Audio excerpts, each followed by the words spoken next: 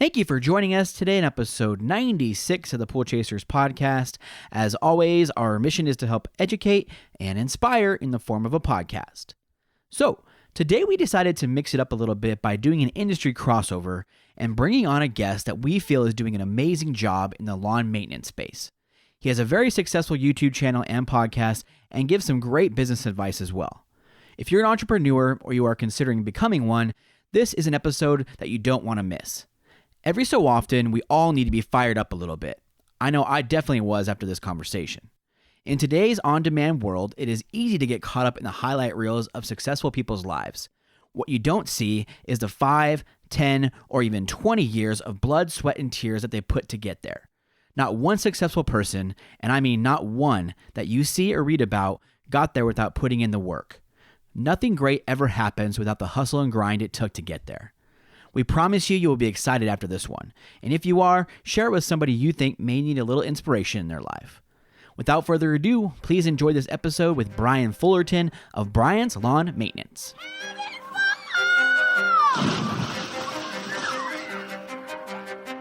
Welcome to your go-to podcast for the pool and spa industry. My name is Tyler Rasmussen. And my name is Greg Viafania. And this is the Pool Chasers Podcast. Well, thank you so much for joining us today. Do you want to introduce yourself to the listeners? Hey guys, it's Brian Fullerton, Brian's Lawn Maintenance. Hope you guys are doing well. It's exciting to be on the Pool Chasers Podcast and get to hang out with these two studs here and definitely feel in good company. So... Well, we appreciate it. So let's go way, way back to Brian Fullerton, maybe 10 years old, cutting grass for $10 or however much you were charging way back in the day. You were a young entrepreneur. You want to share with us the story from the very beginning? Yeah. So first off, appreciate you guys taking the time to have me be on your podcast. I know how much effort goes into these things. So if you guys are listening to this podcast, just know that I appreciate you guys and also appreciate you guys putting this podcast together. So I'm a lawn care landscaping guy. You know, we're a contractor and firm over here in Metro Detroit, Michigan. I've been doing this for about 14 years. I'm 33 years old. Actually got started like most young kids, 10, 12 years old, little push mower, pushing little trailer park lawns where I grew up, you know, for $10, $12 a cut. Back then I was big time, you know, I had my little 21-inch Murray push mower, right? So things have grown a lot since then. We went all in our industry about 10, 12 years ago. Started up a company, and it's been a crazy journey ever since. So we've been mowing grass. We do some landscaping, but nothing like design work or install work, you know, mulch, plants, annuals, perennials, that kind of stuff. But yeah, we are mostly a maintenance business. We do about 100 clients a week. Some of them are massive HOAs. Other of them are, you know, commercial strip malls, a little bit of everything. So residential, commercial, and we've, you know, really focused on growing a YouTube channel the last 4 or 5 years in an effort to kind of give back and help other contractors that are trying to grow a more successful lawn and landscape company. So it's been a fun, wild ride ever since. Right. You're a little hustler as a little kid. I've heard you talk about, you know, selling suckers at school, kind of Gary Vee style, right? Yeah, man. You know, I don't know if hustling or being an entrepreneur is like a talent or a skill. I don't know if it's like the responsibility gene, you know, but I mean, if you listen to Gary Vee and, you know, Grant Cardone and all these guys, you know, I am that guy. I've been hustling since you know, I was in middle school. I would take the $5 of lunch money my mom would give myself, you know, the $5 my brother would get, and we would walk to school, past a Kroger grocery store. I'd buy, you know, $10 worth of candy, caramel apple pops, the whole deal. I'd walk out every day of school at 2:30, man, with $20-$30 in my pocket. My brother and I would walk home instead of eating that nasty junk food the cafeteria would feed you.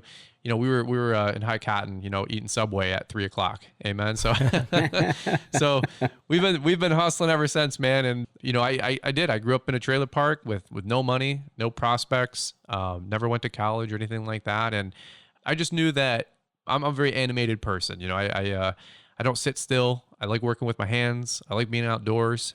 I think in today's world, they definitely would have, you know, labeled me with something, obviously, but that wasn't a thing 15 years ago. You know what I'm saying? So, but all in all, man, I've been hustling ever since, and my life has gotten bigger.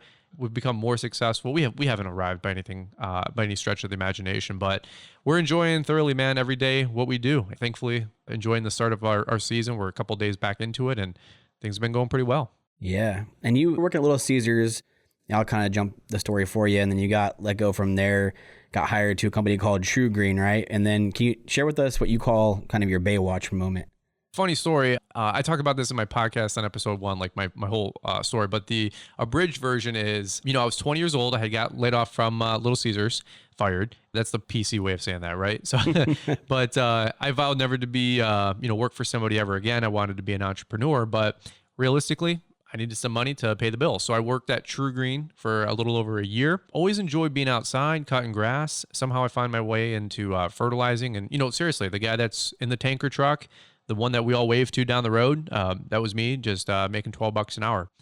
What happened was I was just so frustrated. I was working 60 hours a week for those guys, 50, 60 hours a week, working with nasty chemicals, always forced to sell. It was a meat grinder. Good company, but it was kind of high pressure sometimes. Long story short, I'm spraying lawns. You got to imagine this whole scene. You know what I mean? It's 90 degrees out. I'm in a tanker truck. There's no air conditioning. I'm in full PPE. I mean, the rubber boots, the rubber gloves, full pants, full shirt. It's 90 degrees out. No air conditioning in the truck, right? So these little Rhino Isuzus. Just really simply, these two young guys, I have no idea who they are, but there was like some 20-year-old kids, right? And they pulled up to the lawn kitty corner from me. They jumped out. They're wearing basketball shorts and tennis shoes and cut off t-shirts. They got their headphones in, listening to, whatever music was on back in the day. The same time it took me to go fertilize the property that I pulled up next to and make $12 and just covered in nasty, stinky chemicals, right? These guys had mowed a lawn and made 30, 35, $40, whatever it was. I just looked across the street, and this was my no homo Baywatch moment, I call it. Because I said, these two young dudes, they're living the dream. I mean, the wind is in their hair. They're listening to the music. They're wearing shorts.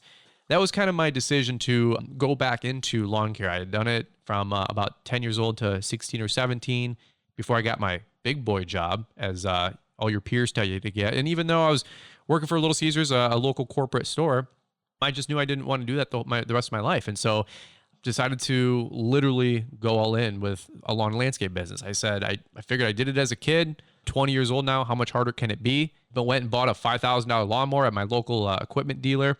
And I was in business. We were, Brian's Lawn Maintenance was ready to take over the world. And so that's my amazing story getting into the industry. But jokingly, it was just kind of by accident. I truly enjoy being outdoors. I love the green industry. I had no idea I'd be doing what I'm doing today, if you will. But, I'm very, very thankful for my story. So. Right. So at what point did you think you had maybe figured everything out to where you could start? You have a very successful YouTube channel. What point did you say, you know what? I have some knowledge and I'm going to educate people that might not know as much. So why did you do that? And how'd you go about getting everything started? Great question. So the whole YouTube story started from about 4 or 5 years ago now, about 4.5 years ago. And quite honestly, fell into that as well. I had bought a camera, like a nice DSLR camera, $1,000 one, if you will. Most families have like that nice camera and they want to take photos of their kids and do the whole deal, right? Well, my girl, she wanted to do like makeup and hair and tutorials and cooking, YouTube videos. And we always joke, looking back on that, if she would have did that, we'd probably be millionaires, because that's a huge, huge niche and genre now on YouTube, right? Those girls clean up. Mm-hmm. And so, long story short, I said, "Hey, that camera's been sitting in the box under the Christmas tree for about 2 months now. You doing anything with that?" And I don't know if you guys have girls or married, but that high pressure moment where they say, "Stop pressuring me," And so I said, "Well, do you mind if I borrow the camera? I got a piece of equipment that I want to go trade in." I somehow stumbled upon lawn care YouTube. It wasn't what it is today. There was 2 or 3 guys that were making videos. And if I name drop a few, some of those guys are still around and some of them have moved on. But I watched this Greg Chisholm guy. I don't know if you guys have ever heard of this guy. The guy was just cutting grass. And I'm like, what is this nonsense? But it kind of was like just encapsulated by like, oh my God, this is kind of cool. I'm learning some reviews and some product and some best practices, and I'm just watching this stuff nights and weekends. So anyway, I decided to review a mower. Nobody had really reviewed it and it wasn't anything special, but I just thought, hey, maybe I can pay it forward, So I reviewed this mower. It's like 14 minutes. I'm not even in the video because I'm not putting my face on YouTube. You know, that's what crazy people do. You know, I don't want some serial killer looking me up, you know? So just being real, that's how I thought about the internet. Now, you know, 5 years later, now I know that Google already has all that info anyway on you, right? So just having fun. Right. As I make this video, we throw it up and there's a whole story here, as you guys would imagine, but somebody said, hey, what's that other piece of equipment in the background? And so we did another review video. And then somebody said, well, hey, how do you do your paperwork?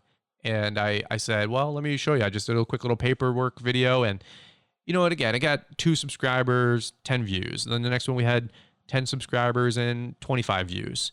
You know, it's just one of those things where it just kind of spiraled after a few years. We started getting some products sent to us.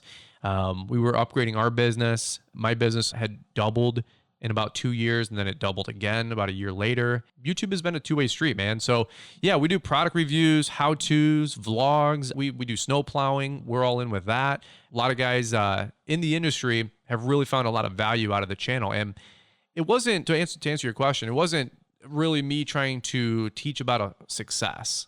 You know, I say that in air quotes. I wasn't Mr. Successful. I was just another guy. I was just like a lot of people watching and a lot of people listening. I was just trying to figure it out. And so I was going through this like pruning phase, right? I was just trying to grow, trying to succeed. I was kind of documenting my life. I've been calling it the last year.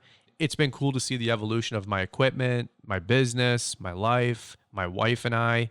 And so we've never really tried to preach about all the things we're doing right, which we've had some successes. I will say that. But the reality is that I've had 90% of my business has been failures. Half of my videos are more instructional, saying, hey, don't do this, maybe do this instead.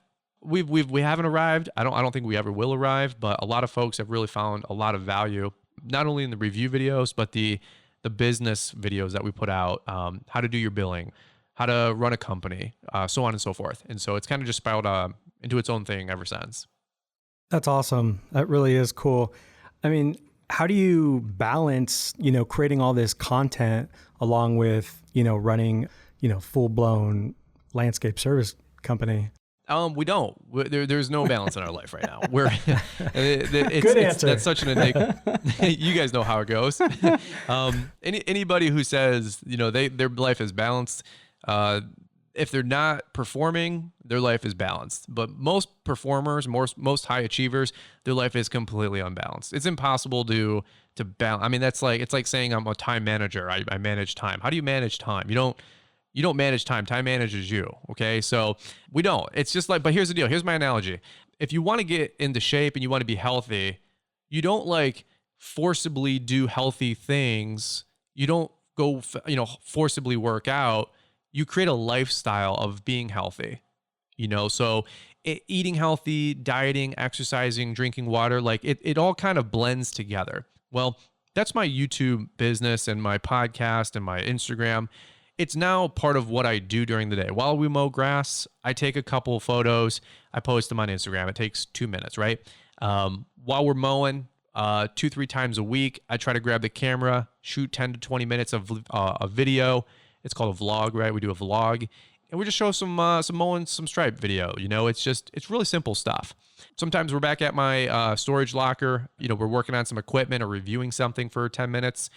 And, you know, I'm editing videos nights a weekend. You know, I'm not a big sports guy. I couldn't tell you who's been in the last 5 Super Bowls or, you know, who's winning the NHL. I mean, funny story, there's no sports right now anyway, right? So right. We're doing this during the quarantine and the lockdown, right? So this is just a hustle nights and weekends. You know, we don't do a lot, my wife and I. We're just regular, simple people, but basically we try to upload 2 or 3 videos a week on YouTube, 2 or 3 podcasts a week on our podcast that we just started this year, post once or twice a day on Instagram, and frankly, just get to interact and engage with so many guys just like you. I mean, it's just the amount of people we've met doing this has been just incredible, and it's a two-way street, man. We've grown because of it, and I think we've grown an audience because of it. So it's been pretty cool. Yeah. Do you try not to overthink it too much? It's funny. We were at a conference and Gary Vaynerchuk was actually speaking there, and something that really kind of hit home with me was stop trying to make everything perfect. Like know what you want to do it, get it out there. And as time goes on, you will get better. That's just how the progression and the evolution of whatever it is that you're doing will go. And I'm just curious from all the different things that you're doing, because it sounds like you're in the shit and you're just snapping photos and you're just making it happen. Do you think to yourself, like, don't overthink it, don't overdo it, just let's get it out? Well, here's the first thing I'll say on that one is that the more you get to know me, the less impressed you're going to be.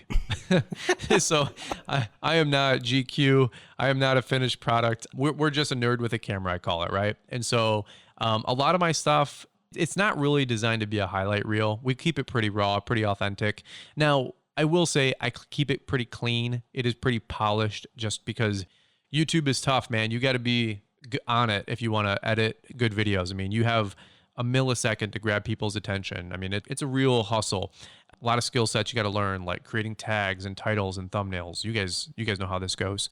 I've always tried to just keep it real, keep it authentic, because I'm not trying to impress anybody. I'm not trying to prove anything. I'm not in competition with anybody. I mean, there's a lot of people that watch my videos that have 2, 3, 4, 5 times the size business, and I'm their biggest cheerleader. I'm their biggest fan. And I think that has also yielded some great following and success with what we do because we're super relatable. We're still running a sub $250,000 a year business. It's me and a helper. We have 100 clients. It's totally relatable. I'm not trying to grow a $20 million company. I'll tell you that honestly. I found my groove. I found my stride, and I'm really, really happy with what we're doing. So Gary Vee, if that's what he was saying at the conference, yeah, I think there's a lot of merit to that. Everybody tries to be perfect.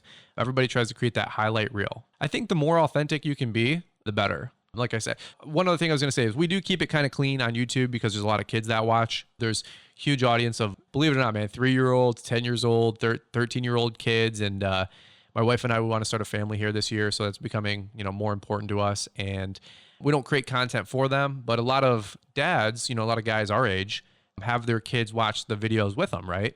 And so the podcast, my podcast, it's called Unfiltered.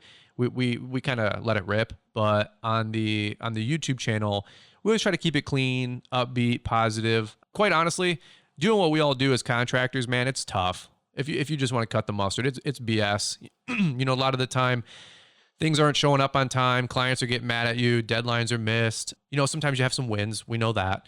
But it's a grind. And so the last thing I wanted to do with my YouTube channel was have you guys come home after a tough day and you want to veg out at 7, 8, 9 p.m. and then watch me complain on YouTube about my business. We don't have always successful days, but if you come home and you watch one of my videos, I kind of wanted it to be an oasis, something that was just a little bit more encouraging, a little bit more uplifting. Sometimes we even get flack for being positive. And I'm like, what's the alternative? Being negative? I'm like, that sucks. Who wants to do that? So, but yeah, Gary Vee's right, man. You got to keep it real, keep it authentic. You guys got to see this guy in person? We did. Yes. And it was very uncomfortable because Tony Robbins was there and he wanted us to pound our chest and raise our hands and shake other people's hands and hug people. And that is not me at all. I felt extremely uncomfortable. Out of your comfort zone? Oh yeah. I was ready to walk out, but it just meant something. I wish I could have just watched it because I enjoy listening and watching it, but being a part of that, it's just, sure. I felt like I'm going to have a heart attack, but it was really good. Are they intense people? Extremely intense. Yeah. Extremely intense. I've never been anything like that. But Gary's part was separate, which was cool because he was before Tony. So we got to enjoy that. We're big Gary fans too. And then, when Tony came on, we kind of left in the middle of that, and it's too much. Yeah. What do you guys? I know you guys are hustlers, man, and you guys are kicking butt with the podcast. What do you guys like specifically from Gary? Because everybody loves talking about Gary, and the guy's the GOAT. Let's be honest. Well, I don't listen to him quite as much anymore. I listened to him a lot more back in the day. I think probably my favorite podcast episode is when he interviewed the CEO of Verizon. I think to this day is one of my favorite podcasts of all time because he was asking all the right questions and he wasn't holding back. No matter what this guy's title was with such a big company, he was asking the difficult questions, and I think he did it. I think Gary did it better than he had ever done before, and I really got a lot from it.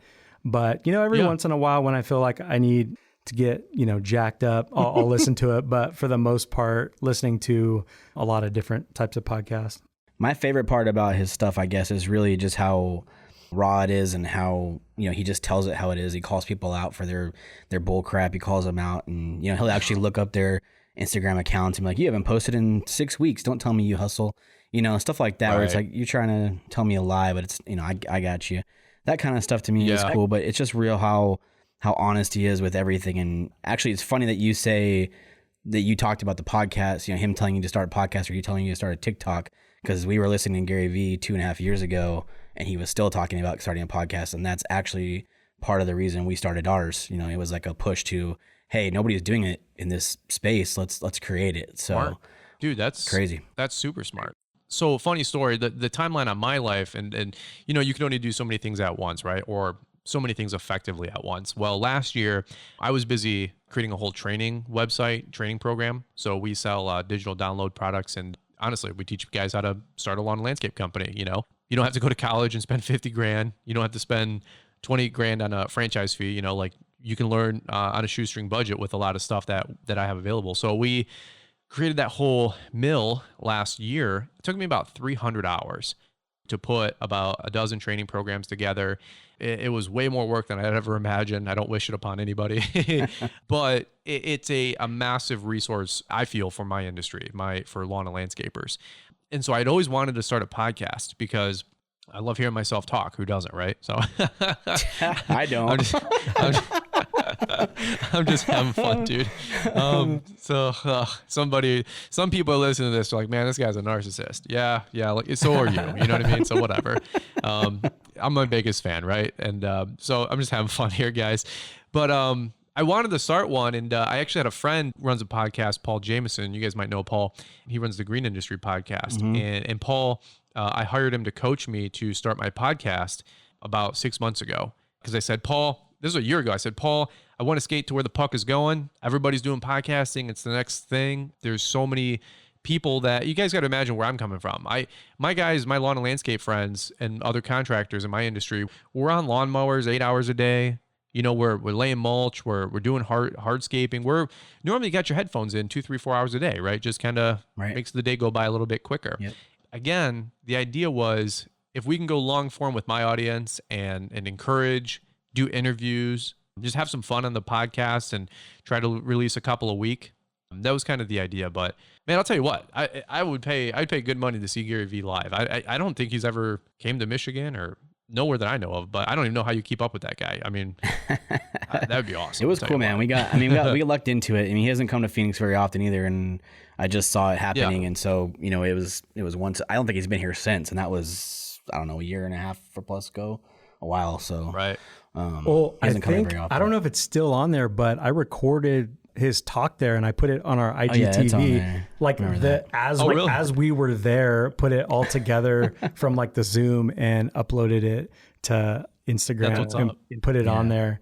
I heard him release it actually probably only like 3 months ago on his channel. It came out, and that seemed weird to me because it was like so long ago. I've always wondered if like I can get him on the show. Man, that's one of our big goals, is to have him at some point. That's a big goal. Yeah.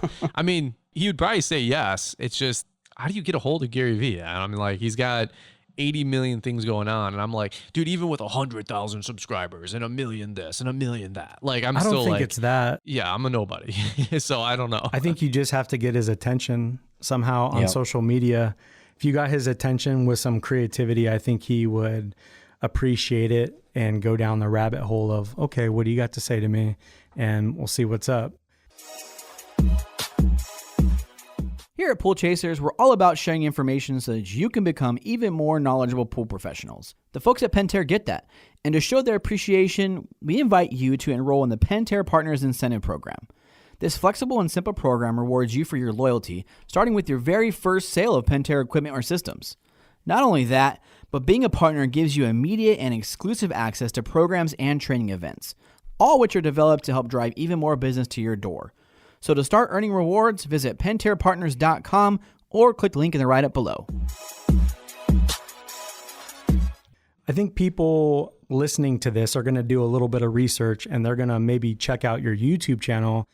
Do you have any advice for anybody that might want to start a YouTube channel? Because I think it's really important for people that do know something specific. It can be a good thing in many different ways. Do you have any tips for somebody that wants to jump into YouTube and start putting content out there? 100%, man. I would say number one, and this sounds so, and I'll elaborate, but number one, start. I mean, do it. Why not? So many folks, 5 years ago, I should have got started on YouTube. 10 years ago, I should have got started on YouTube. Maybe, impossible. However, you're as old as you are today. You're not going to be any older unless you get tomorrow. Nobody's promised it, so on and so forth, right? YouTube is the second largest search engine besides Google, right? Billion unique visitors to the website a month. Your brain cannot comprehend how big YouTube is. Okay, period, case closed. There's 20,000 people that get paid $250,000 to $400,000 a year as engineers, software engineers.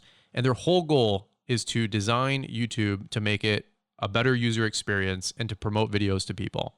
Okay, so YouTube is so magnanimous that most people, they just don't understand it. And you see somebody with 50,000, 100,000 subscribers. There's 250,000 people that still have a larger YouTube channel than me. I'm not a big deal. Right now, there's 125 people a day that have their channel cross over 100,000 subs. So 100 people a day are crossing over 100,000 subs. What am I trying to say? YouTube is growing like a fertilized weed. If you're in trucking and you want to start a trucking YouTube channel, if you're into guns and you want to start a gun channel, if you're into lawn care landscaping or pools, you're like, well, I don't know if people really want to listen to this. I don't know if people would really want to watch this. Hey, I didn't know people wanted to watch me literally cut grass. I mean, like the craziest thing, like literally we mow grass and people watch and they watch a lot of it. I didn't know that it would turn into what it is today with sponsorships and affiliates. And right now we're running like 2.4 million people a month watching the channel. That's insane. So take your mega stadium in your city that's got 25,000 seats, times it by 4, that's 100,000. And then again, times it by 20. There's a lot of people, a lot of people watching. Again, your brain can't even comprehend it because you hear the federal government spending money with millions and then billions and then trillions, right? You don't even know. Like a million is 11 seconds. A billion is 21 days. So you don't even know what the difference between a million and a billion. And so when you're like, well, I want to start a YouTube channel, but will anybody watch? Hey, just have some fun content. Start as simple as it is. Even if it's with your iPhone 10 or your iPhone X, get a little tripod off of Amazon for $20. Start shooting some videos. Upload to YouTube. And the secret is just start. Well, YouTube is just like anything else. It's not a talent. That's one thing that I really is my claim to fame. YouTube isn't a talent. YouTube is a skill set. Installing pools, you might have some talent with like your creative ability, right? But installing pools, it's a skill set. I would imagine there's 20 or 30 steps. There's a workflow. There's a work order. Before you know it, you have a beautiful pool, right? So YouTube is a skill set. And it's not an enigma. It's just a skill set you have to learn. You have to literally go into the search bar of YouTube and type in how to do YouTube. And there's 10,000 YouTube channels that are tutorial type channels that'll teach you how to create thumbnails, how to create tags, how to write descriptions, best cameras, best microphones, right? I think that's something that a lot of people don't give credit to a lot of YouTubers. And I'm not a YouTuber, or an influencer. I don't ever use those monikers. I'm a nerd with a camera. I'm just like you guys. I'm just hanging out. But the reality is that I have spent hundreds of hours learning how to do YouTube. I mean, I've watched hundreds and hundreds and hundreds of videos about how to create tags, titles, thumbnails, descriptions. I've watched hundreds of other people's videos, what's working, what's not working.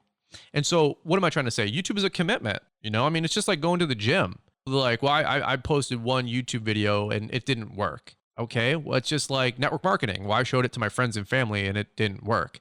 I went to the gym one day and I worked out for 30 minutes and I didn't get 6-pack abs. The gym doesn't work. No, dude, you didn't work. You didn't work. Like the difference between me and you is just one word, hustle. The second word is commitment. So trust me, I am nobody special. But if you take the hard work times smart work spectrum, I'm an 8 or 9 on the hard work, but I'm also a 5 or a 6 on the smart work. I see a lot of people, they just want to work hard and work hard and work hard, and they don't want to learn new things, whether it's about their industry, whether it's about a new hustle, whether it's about getting fit.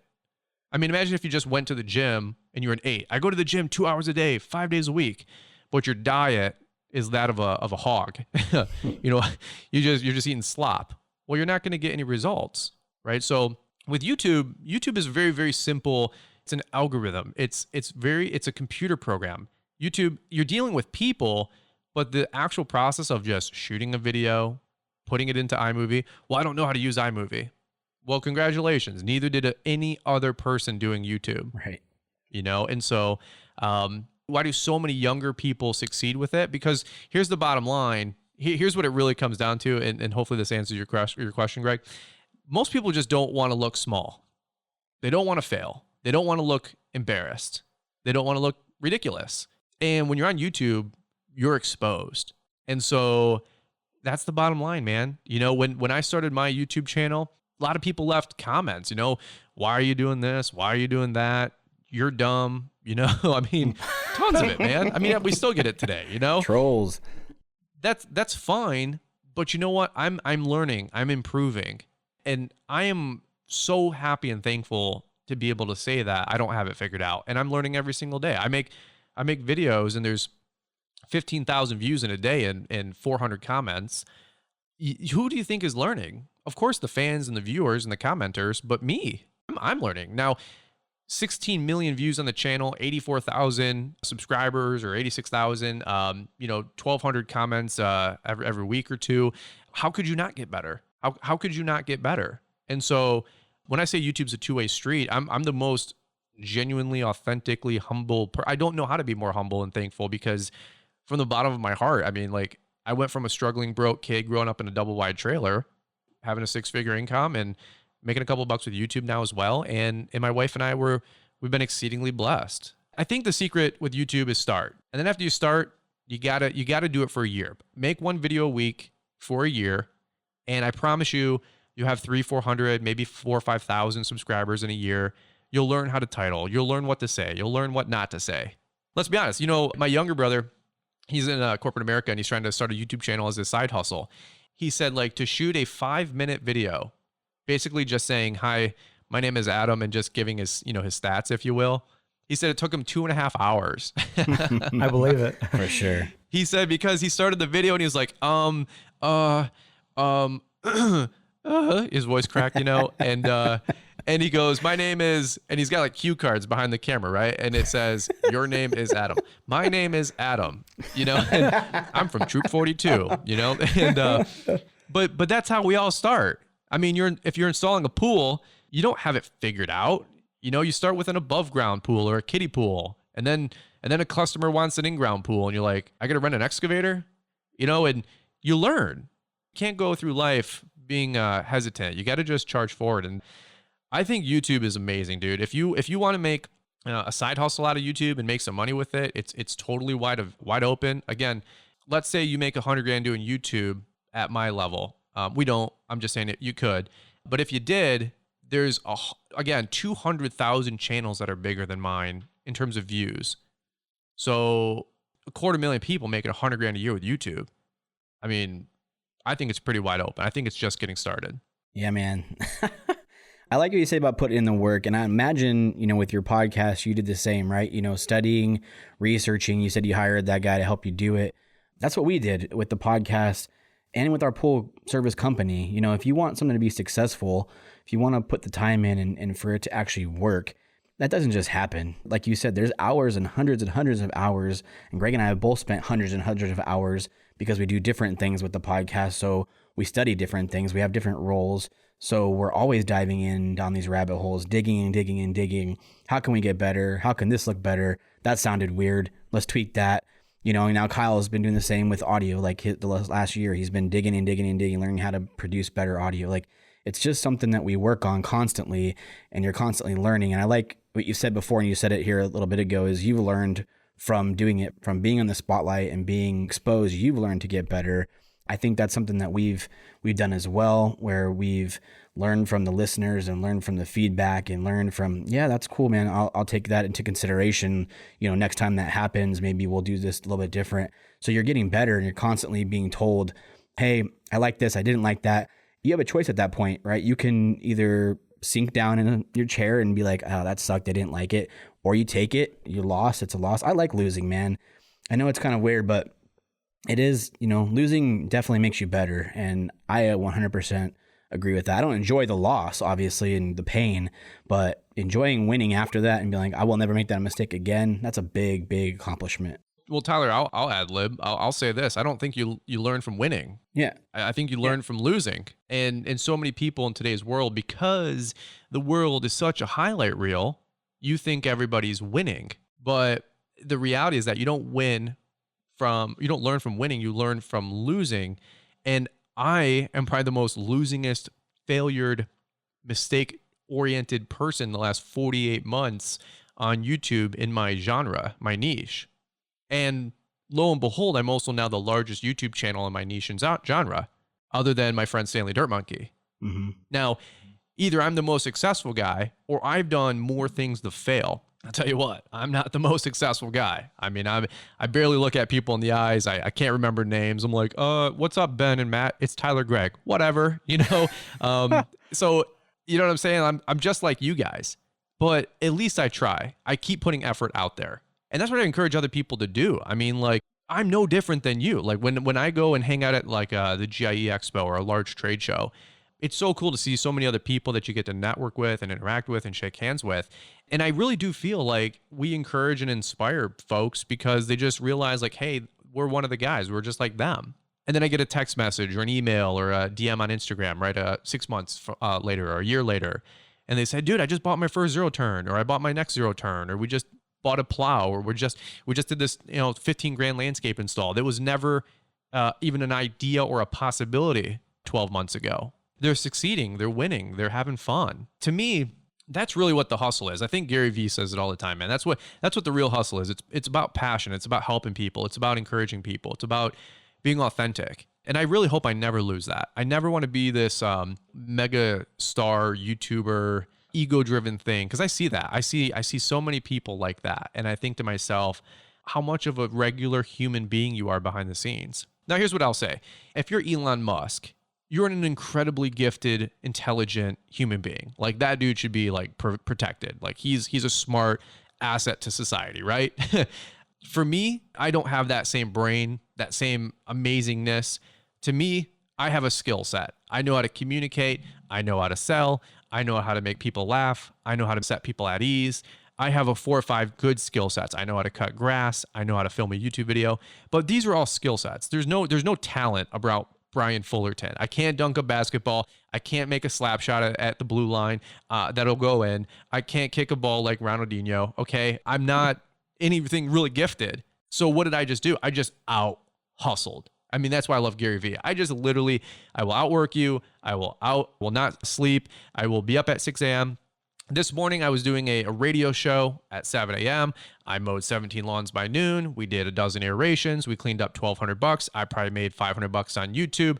I, had this podcast at 6. I could have blew it off. I could have pushed it back. No, the bottom line is I said, nope, I made a commitment. We're going to rock and roll. I'm very, very happy I did. After this, I'm going to go edit videos. I'm going to go edit a podcast. I'm going to go try to pounce on the wife. That's not going to happen. I'm just being real. And you know what? Before you know it, bro, it's 1 a.m.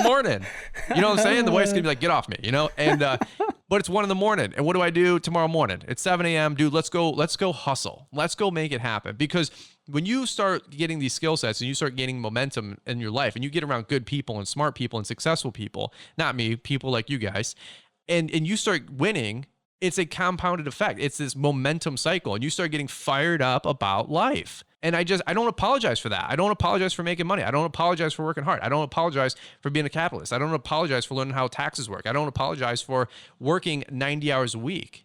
Like this fall, I'm going to retire my mom. This fall, I want to buy a Tesla. In a year, I'm going to build a $500,000 home and a $50,000 pole barn and pay cash. Like there's nothing wrong with getting fired up and wanting to be successful, and I just feel so many people, they're just not letting themselves go. If you're listening to this, you're probably like, you're always wondering if you have what it takes. I know that's a guy thing.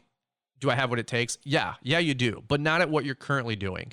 You can't have a multi-million-dollar income on a minimum wage work ethic. It's just not going to happen. So what does that mean? Work your ass off, dude. Get busy. And if you are, bro, I will see you at the finish line. Let's do this thing. And if you're not, dude, in America today, there's like 2 million new millionaires per year. So 1 out of every 500 people you walk through or bypass, you go to the mall, there's 10,000 people there. Every 500 people, you're walking past a millionaire. Why not you? I mean, for real, like, let's all stop making excuses. We've become so soft. Whole nother podcast for a whole nother time. But most people just aren't willing to work hard anymore.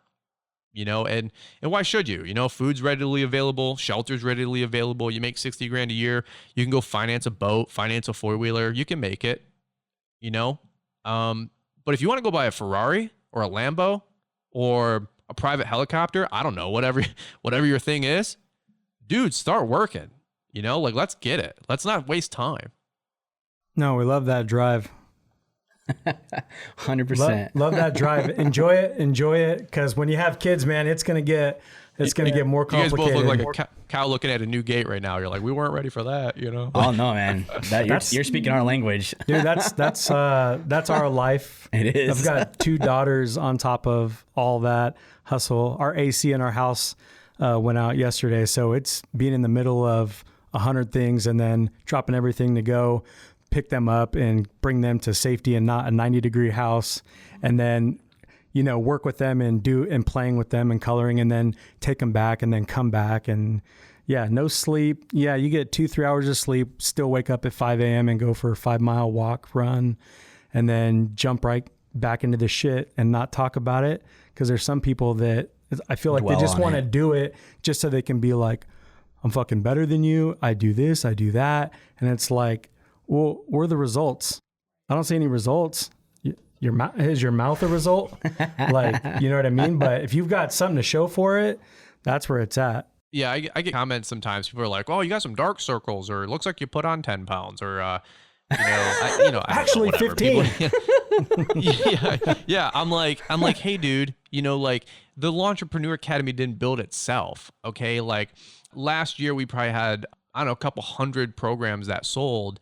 And it's a couple hundred people's lives that are changed because they're learning new skill sets. You know, they're investing in their own education. I mean, dude, the stories I hear all the time from people getting educated from it, like, we do coaching calls, changing their business, changing their life. I mean, I'm so thankful that I'm able to pour into these people. It's amazingly incredible. I mean, like I pinch myself sometimes to, you know, people buying new lawnmowers and they're changing their life and their family tree. I mean, it's just so rewarding, man. Gary Vee always says stuff like, you know, if you need to hustle and prove to people you're hustling, like, if you're doing it for the applause, you're not doing it for the right reasons. You know, like, I don't tell anybody, like, I don't try to show everybody how hard I'm working, you know, or tell people, like, how hard I'm working. Like, you'll just, hey, 6 months will go by and you'll see a new training program. 6 months will go by and you'll see another 25,000 subscribers. 6 months will go by and we'll do another live event. Our last one had 150. This one will have 300. Okay, like, I don't need to prove it. But behind the scenes, bro, it's like a duck on water. You know, when a duck's going across the top of the pond, you're like, man, that is the cutest little duck I have ever seen. But when you look underneath the water, you stick the GoPro under the water, and the little duck's feet are going 100 miles an hour, dude. Mm-hmm. Like that duck is going like crazy. And so, you know, sometimes we get flack, you know, doing YouTube, or flack, you know, people are like, well, how do you, you know, do you even cut grass? I'm like, hey, look, I'm not going to prove an income statement to you or show you my P&L or my tax return. But 95% of people who make statements like that, I know what my business gross last year. I guarantee you it's more than yours. And again, I'm not in competition with a soul, dude. Like, I'm so thankful and so humble, but it's always the guy making 40 grand a year challenging you when you're doing 150 to 200 grand.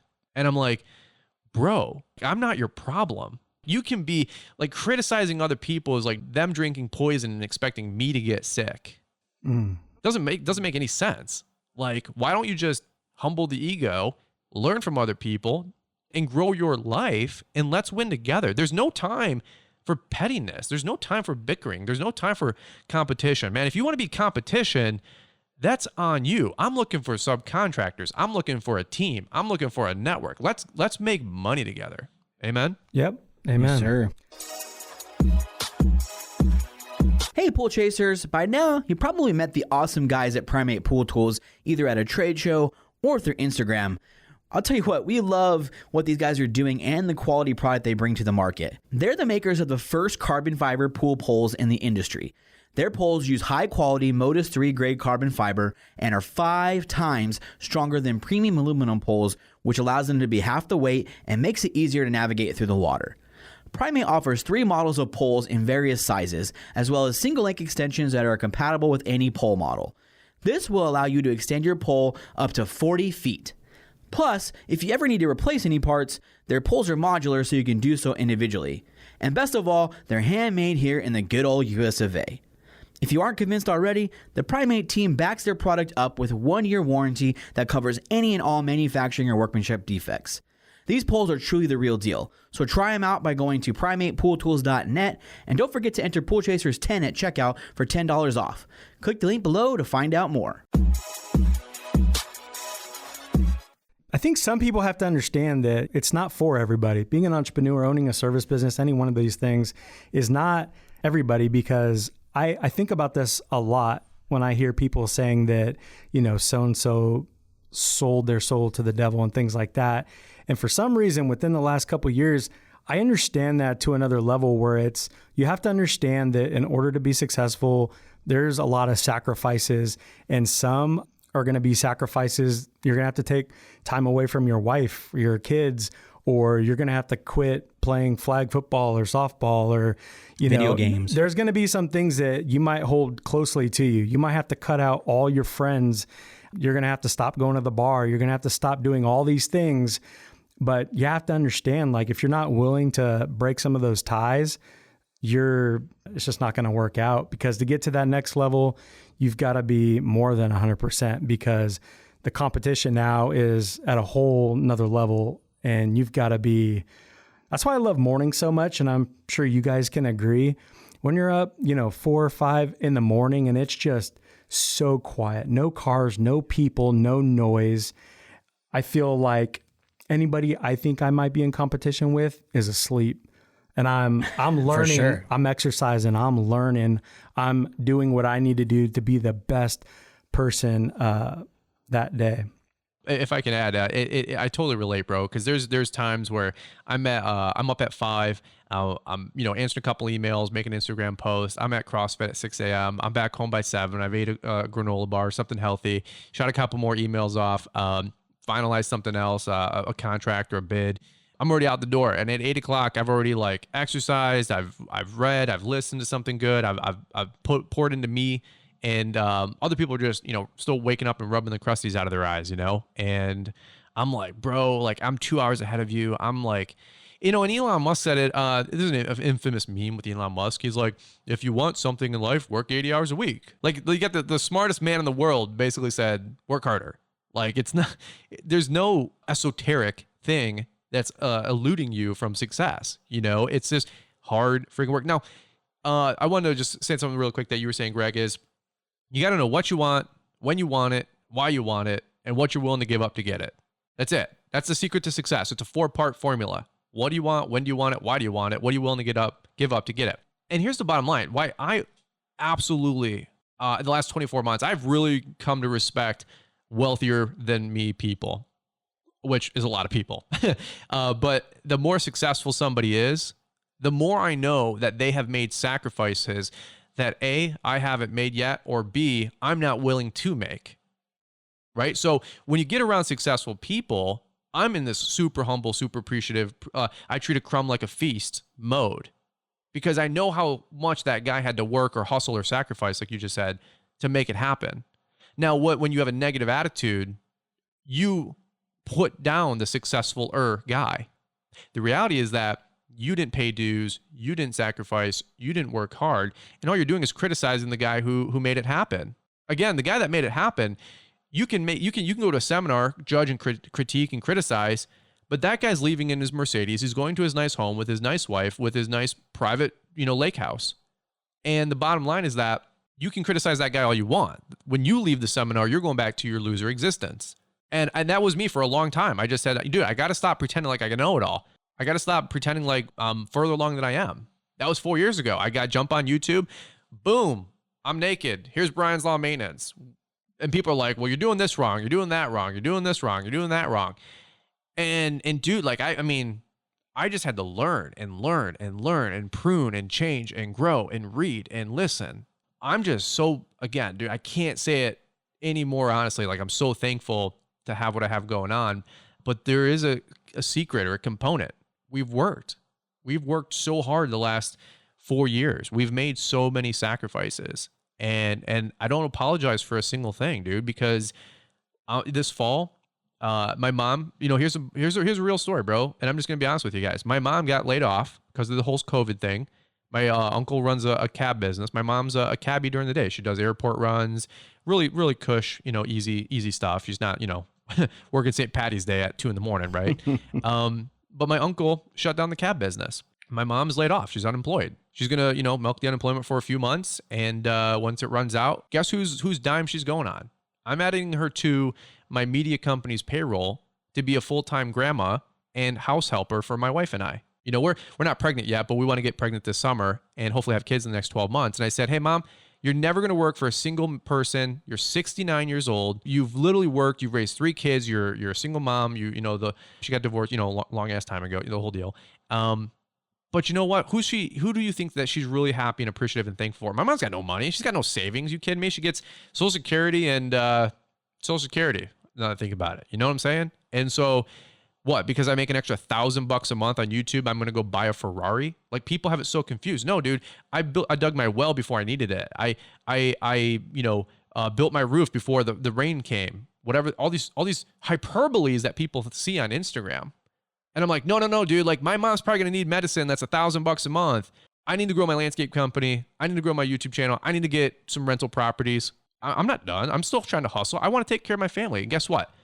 This fall, there's not an ounce in my mind that I can't add my mom to my payroll for $1,500 a month, $2,000 a month, and just say, hey, Mom, you can be a full-time mom, full-time grandma, to our kids.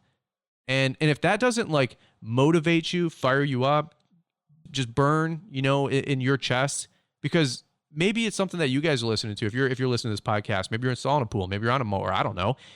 But dude, like, that's totally available. Do it with your company. Do it with a YouTube channel.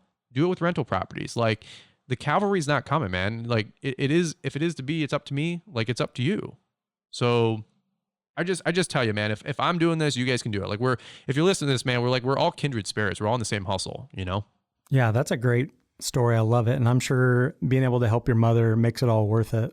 Oh, I'm sure the waterworks are going to happen in November, because that's Mom, you know what I mean? Yeah. Mom's going to cry. Mom's going to go, no, you don't have to. Yeah.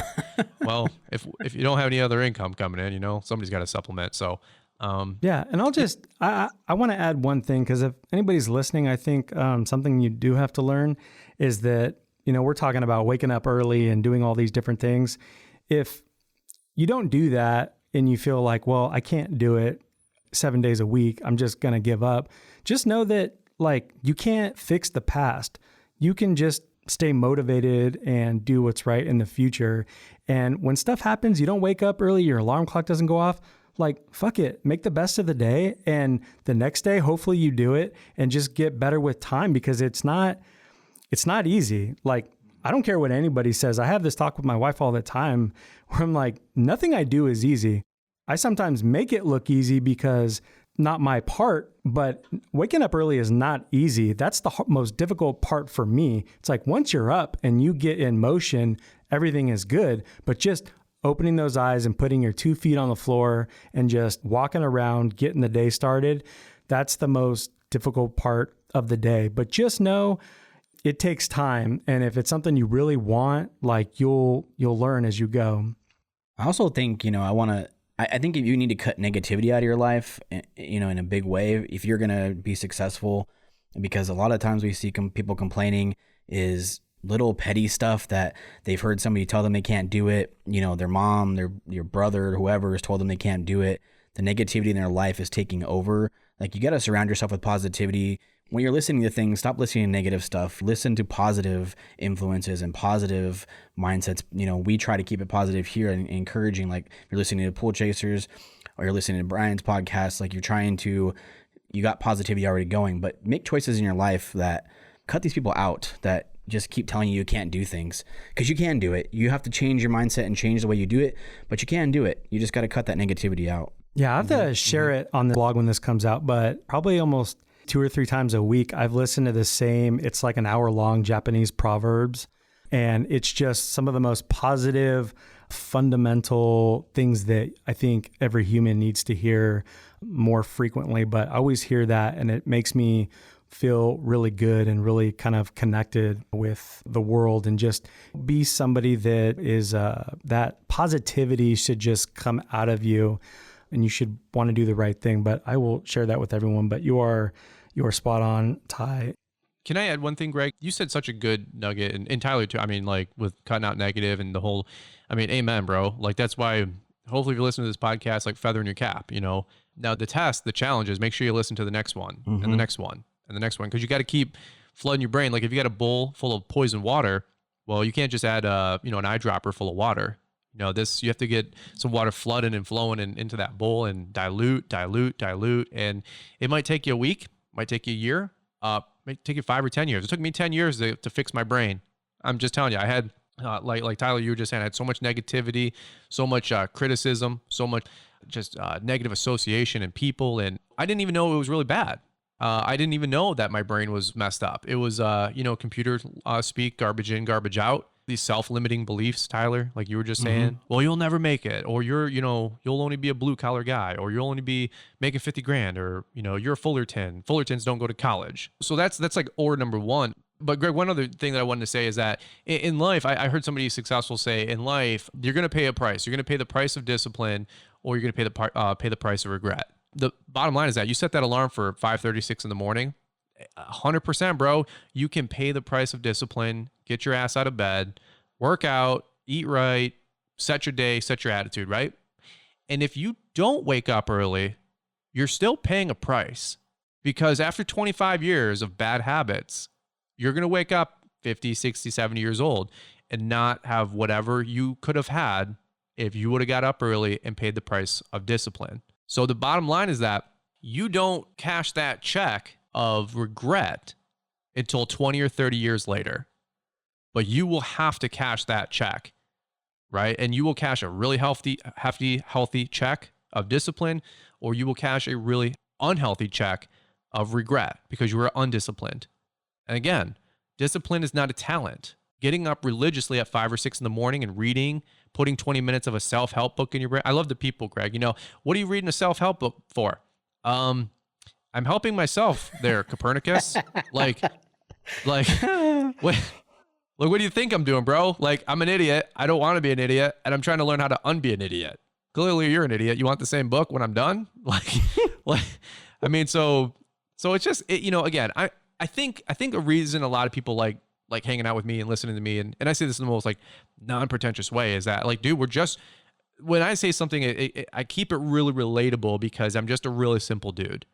I thought success was this elusive, esoteric. It was just chasing people around, and bam, they became successful. And after listening to Gary Vee and Tony Robbins and Garrett Sutton and Darren Hardy and Robert Kiyosaki and all these different people, man, Grant Cardone, pick your person, Les Brown, I found out that they all do like the same 20 things. They all do the same 5 things. Actually, they only do the same 2 or 3 things.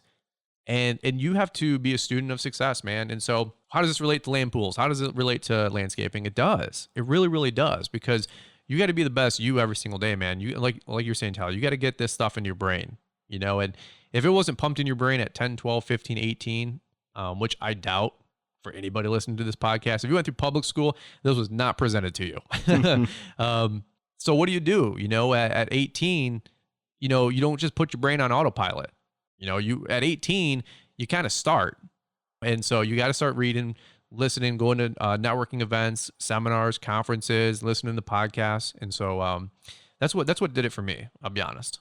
Yeah, because there's so much hidden gems in everything. That's why me personally have always been obsessed with listening to podcasts and audiobooks and reading, even magazines. There's so many hidden gems about, I put this in my service agreement, or I'm using this CRM, or I'm using this software to schedule this, or I'm doing this meditation and I'm using this app, and all these different things that, people are discussing. At one time, it wasn't available for everybody.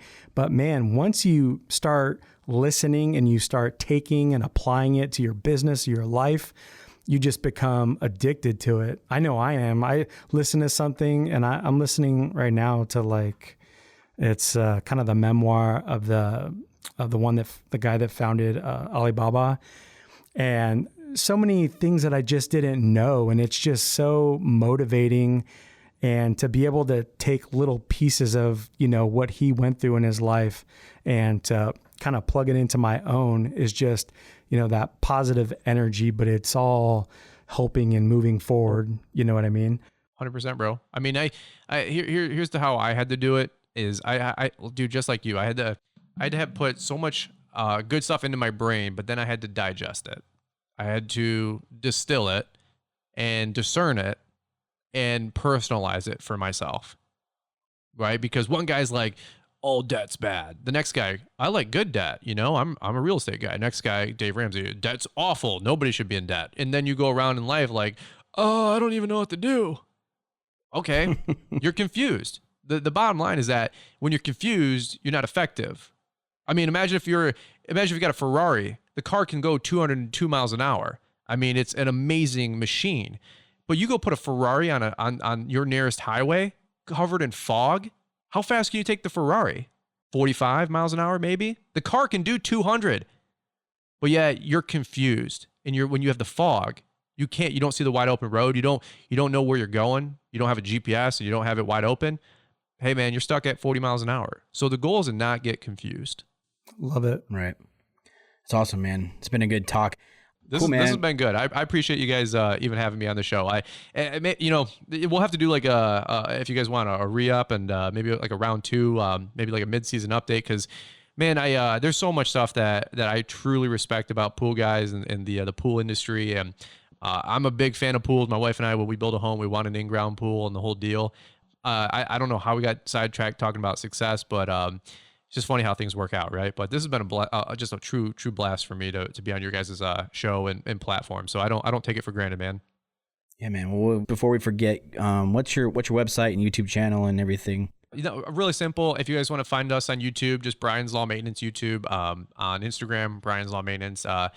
From there, everything else can spider around. By the time this recording comes out of your guys' podcast, entrepreneurial.com, we have a brand new website that'll pull everything together. And if you want to be a lawn care landscaping guy, anything I can do to ever help you out, man, shoot me an email, shoot me a DM. We get back to everybody. We get about 200 to 300 comments and emails a day. And I literally do answer every single one still. Yeah, man, whatever we can do. Fullerton Unfiltered is the podcast. If anything, I got to get you guys on mine. You know what I mean? This will be, it'd be fun to hear your guys' wisdom and perspective. And you can bring something fresh to my industry of all the lawn care guys out there that are busy planting everything and always dreaming about hopping in the pools that you guys build. So. For sure, man. I enjoy your podcast, man. And, it's not just about landscape stuff. There's a lot of business stuff similar to ours. We try to mix it up with pool stuff, but also business stuff, because I think that's one of the hardest pieces, of running successful service companies, the business side. So, I've enjoyed those episodes of yours as well. So thanks again, man, for joining us. We appreciate your time. Thank you. Guys. Hey, Pool Chasers. Thanks for checking out this episode. Did you know that each episode has its own page on our website? This is where you can find more information about the guest and episode topic, as well as all the resources that we discuss throughout the show. To get to the webpage, click the link below. Also below, you will find links to the sponsors of the show, as well as links to follow us on our social media channels. On our channels, you will find some of our favorite clips and bonus material. Please follow us on Instagram, Facebook, Twitter, and YouTube. Our tag is Pool Chasers.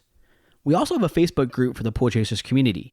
Here you will find like-minded professionals all looking to make each other better. One last thing.